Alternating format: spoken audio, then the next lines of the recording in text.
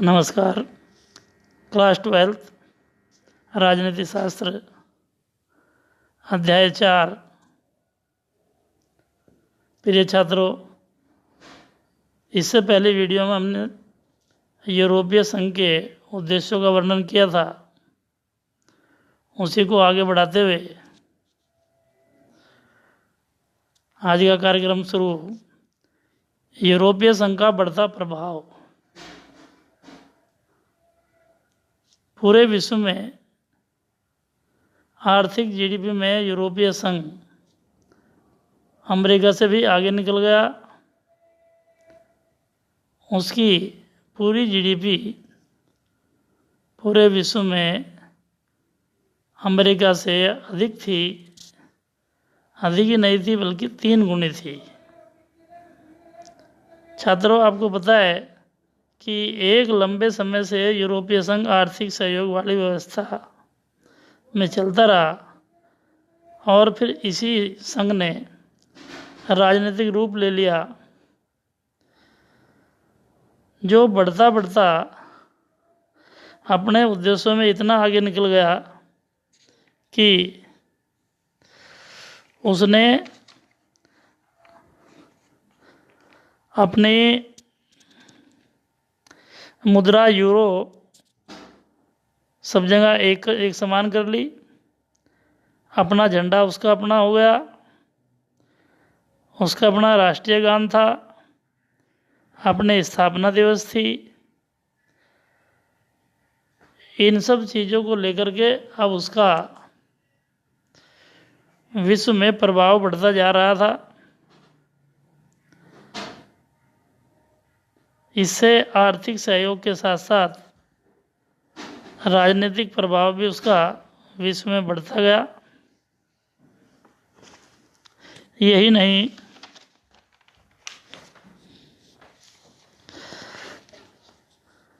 अप्रैल 1951 में पश्चिमी यूरोप के 6 देशों फ्रांस, पश्चिमी जर्मनी, इटली, बेल्जियम, नीदरलैंड और लग्जमबर्ग ने पेरिस संधि पर दस्तखत करके यूरोपीय कोयला और इस्पात समुदाय का गठन किया था। यही मार्च 1957 में 6 देशों के इस संघ ने यूरोपीय आर्थिक समुदाय, यूरोपीय इकोनॉमिक काउंसिल और यूरोपीय एटमी ऊर्जा समुदाय का गठन किया। जनवरी 1973 में डेनमार्क, आयरलैंड और ब्रिटेन ने भी यूरोपीय समुदाय की सदस्यता ले ली। जून 1979 यूरोपीय संसद के लिए पहला प्रत्यक्ष चुनाव। अब उसका राजनीतिक प्रभाव भी बढ़ने लगा। जनवरी 1981 में यूनान, ग्रीस ने यूरोपीय समुदाय की सदस्यता ली।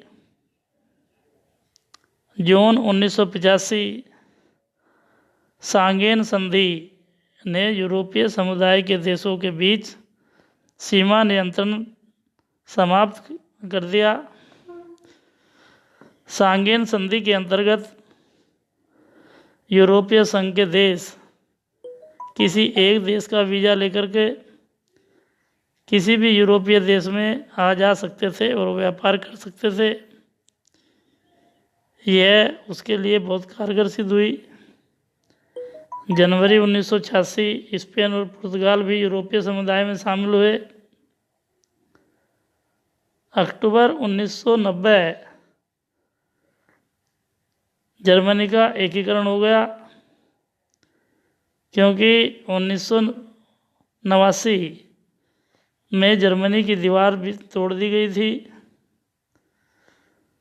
और पश्चिमी पूर्वी जर्मनी एक हो गया था, जो लिखित रूप में अक्टूबर 1990 में एकीकरण में बंधा और यूरोपीय संघ का एक हिस्सा बन गया। फरवरी 1992 यूरोपीय संघ के गठन के लिए मास्ट्रिक्ट संधि पर दस्तखत हुए। 1993 में एकीकृत बाजार का गठन हुआ। इसमें सभी देश कहीं भी किसी देश में जाकर व्यापार कर सकते थे, सामान बेच सकते थे, खरीद सकते थे। इससे उसका आर्थिक प्रभाव बढ़ता गया। जनवरी 2002 नई मुद्रा यूरो को 12 सदस्य देशों ने अपनाया। मई 2004 में साइप्रस, चेक गणराज्य, एस्टोनिया, हंगरी, लताविया, लिथुआनिया, माल्टा, पोलैंड, स्लोवाकिया और स्लोवेनिया भी यूरोप संघ में शामिल हो गए। छात्रों, 2005 में यूरोपीय संघ की मुद्रा लगभग $12,000 से ज़्यादा थी, जो अमेरिका से ज़्यादा बनती थी, और डॉलर पर यूरो का इतना प्रभाव पड़ा कि अमेरिका को खतरा दिखाई देने लगी। ऐसे यूरोपीय संघ का प्रभाव बढ़ता चला गया। जनवरी 2007 में बुल्गारिया और रोमानिया यूरोपीय संघ में शामिल हो गए।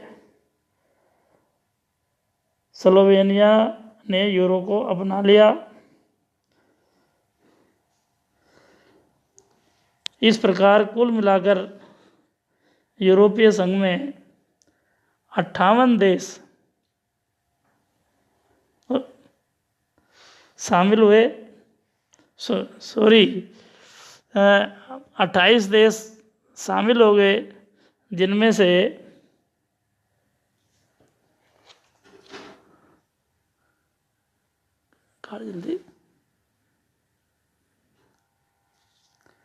दिसंबर 2009 लिस्बन संधि लागू हुई।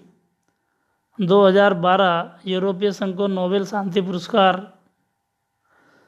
2013 क्रोएशिया यूरोपीय संघ का 28वां सदस्य बना।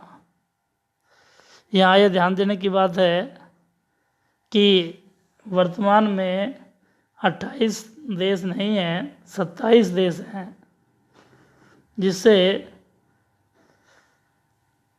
एक देश